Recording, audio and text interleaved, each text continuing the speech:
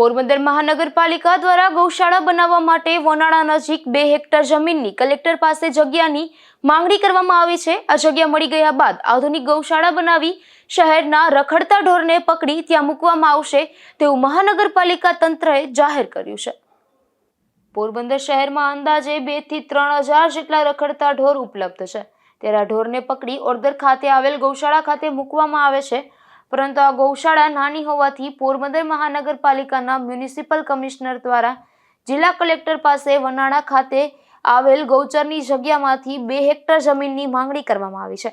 આ જમીન મળ્યા બાદ ત્યાં આધુનિક ગૌશાળા બનાવી શહેરના રઝળતા ઢોરને મૂકવામાં આવશે, જેથી શહેરમાં રઝળતા ઢોરની સમસ્યા દૂર થશે। વનાળા પાસે એક ગૌચરની જગ્યા આવેલી છે। એ ગૌચરની જગ્યા ખાતે ત્યાં આપણે નવું ગૌશાળા બનાવવા માટે આપણે કલેક્ટરશ્રી કચેરીમાં રજૂઆત કરેલી છે અને ત્યાં આપણે અરજી પણ કરેલી છે। એના અનુસંધાને કલેક્ટર કચેરી દ્વારા દરખાસ્ત તૈયાર કરીને સરકાર સમક્ષ મોકલવામાં આવેલી છે। આપણે કેવી છે જગ્યા હશે અને કઈ રીતનું આખું આયોજન છે? આપણે અંદાજિત આવા માલિકી વગરના જે રખડતા ઢોરો કેટલા હશે કોઈ આઈડિયા?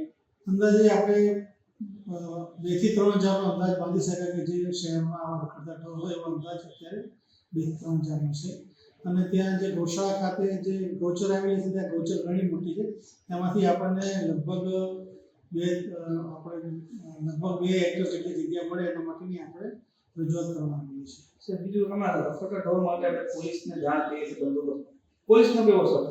ઓકે, આપણે અત્યારથી પોલીસ વિભાગને રજૂઆત કરવામાં આવી છે।